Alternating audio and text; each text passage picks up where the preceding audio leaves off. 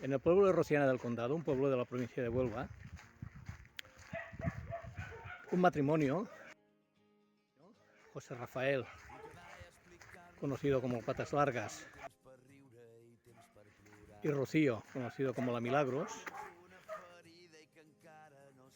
tuvieron 11 hijos.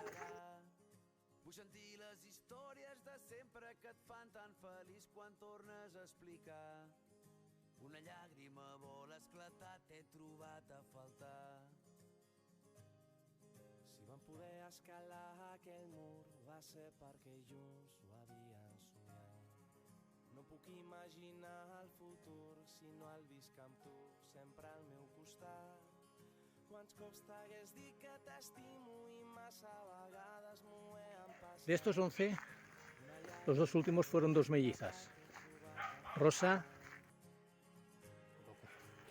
y Rocío. Rosa se casó con Pedro Santos, un granadino afincado en Sevilla.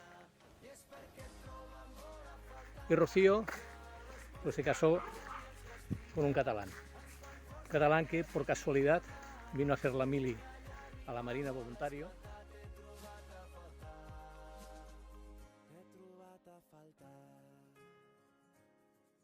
Quan recordo els dies a la plaça i ara passo i veig que estàs sola a aquell banc.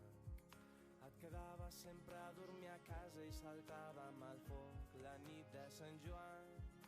Ara se'n fan a temps els diumenges i es fa fos després de dinar. Una llàgrima vol esclatar. Eso es todo, amigos.